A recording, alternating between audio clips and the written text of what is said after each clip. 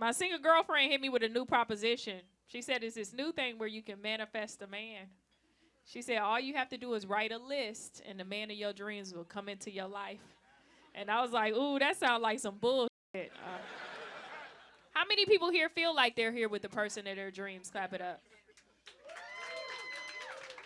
Yeah, you see all the liars in the room? And I love your excitement. You was like, woo! And he was like, fuck no. You couldn't even take your hand off your dick for 2 minutes, yo. Like, give that woman some claps. It's crazy. I don't have nothing to lose, so I was like, yo, what do we have to do? Because, you know, you got to try everything once. And she was like, first you have to write a list of what you want in a man. And I was like, that's easy because it's very vain. We all know what we want. I want a man that's tall, dark, handsome, with muscles and a good hairline. And she was like, ooh, you're in your 30s. That's asking for a lot. She was like, he's out here, but he's not looking for you. I was like, what? I thought this list was magical. What about Connor? It's crazy. I was like, what do we have to do next? She said, next you have to write a list of what you need in a man. And when I think about married couples, like, what do you need from another human? Like, that's how I wrote my list. And I need a man that's loving, caring, supportive, financially stable, and a family man. And she was like, wow, that's a great list. But, you know, this man doesn't look like the first man you described. It's hard for some of you ladies to laugh because you're sitting next to the man you need and not the man you want.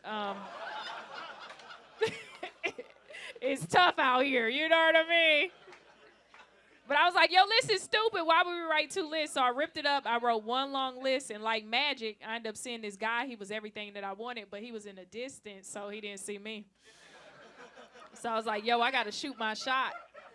You know what I mean? You know what shoot your shot mean? Yeah, what does it mean?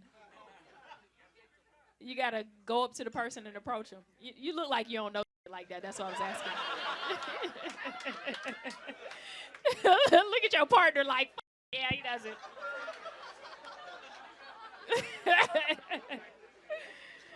I was like, I got to approach this man. But here's why I don't like to approach people. Childhood trauma. When I was 13 years old, oh, my God, I was madly in love with this guy.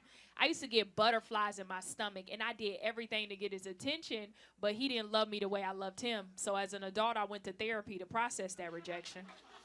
And the reason why he didn't love me the way I loved him is because he was my cousin. I'm from Florida. It's okay. You know what I mean? Comes a lot of people in here in the South know what I'm talking about. Hey! Yeah, look at them clapping. Yeah! Sometimes your first love is your cousin, you know? I didn't know at 13 it was weird to like my cousin. He's not my first cousin, but, you know, it just happened over the summer. My cousin over the summer grew a 6-pack, got a little mustache. He joined the football team. I was like, God damn, he looked just like me, but he's gorgeous. I'm over here all the time. We should just be together. But how I found out it was weird is my mother. Here's the thing about my mother. She got pregnant at 16, so sometimes the way she parented me was that of an older sister and not that of a mother. So she noticed I had a crush on my cousin, and she was like, hey, come here for a second. She was like, you like your cousin? And I was like, no. She was like, yes, you do. You gonna have a retarded baby. And I was like, what? She was like, yep, your baby gonna be like, eh. And I was like, I don't think you're supposed to parent me like this. And it takes a while to fall out of love. It's a process. I'm still playing with my cousin, and every time she would see us playing in the distance, she'd be like, psst, hey, psst, hey. Keep playing. You guys have fun. Yo, when I was younger, my mother was my first bully. I used to pray for a mother in her 40s. You hear me? But I got over my fear of rejection. I went up to this guy, and I said, hey. He said, hey. I was like, are you single? He said, yes. I was like, this is going good. I'm shooting my shot. Okay, boom, up in that thing. What's the next question we should always ask a man? Do you have a job? Yeah. I like that. When somebody said, do you have a girlfriend? Okay, you've been through some trauma. You know what I mean? Do you have a job? Yeah, that's what I like to ask. And I asked this guy, I said, so what do you do? And he said, I'm a personal trainer.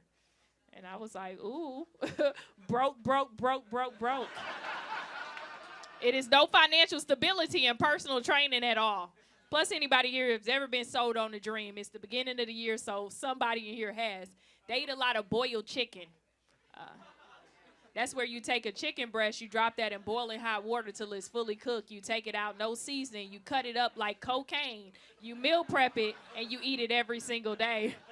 And I deserve a better lifestyle than that. So my girlfriend said, see, I told you go back to the list. And I thought about all the men that I know that are in relationships, you know what I mean? Like, how long you two been married? 11. Oh, y'all. Oh. 10, 11? Okay. You stopped 10 years ago, but she took her 11. Okay, yep. Sometimes it be like that, you know what I mean? Sometimes you ain't on the same path, you know? She counting them futures. You like, wait, let me catch up to them years. You know, we ain't to those days yet. How long you two been married? Yeah. Oh, so this is pandemic love. We've been together for 7 years. Oh, okay. It took you a little minute. Yeah, you was acting black. Okay. You know what I mean? Oh, no. I want that now. How long you two been together? Y'all. How long? I missed something. Oh, y'all got fucking energy. Oh my God, yeah. I mean, you leaning on his shoulder. Your ankles are out. I was like, oh yeah, this is definitely your man. No.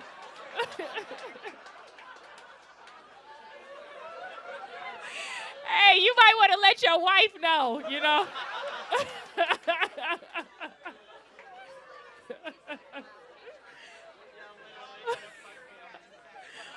My bad. Like, you want that though. I see it in your eyes. Yeah. Yeah. But we got to keep it professional. You know what I mean? Just keep it tight, guys, you know. Yeah, drink that beer. Everything can get a little blurry.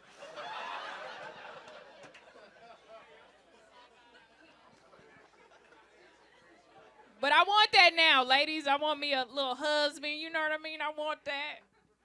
Getting sick of dating. And I realized in order for me to have a husband that my lifestyle requires a man with body fat. So now I look at life different. Every time I see a woman with a man with a little stomach, I'm like, ooh, got a good job. I get turned on by dad bods now. That's why I thought you was so turned on. This is the perfect body right here, sir. You have the ultimate perfect body. Yeah, because every time I see your body, I know he eat, I eat, we eat.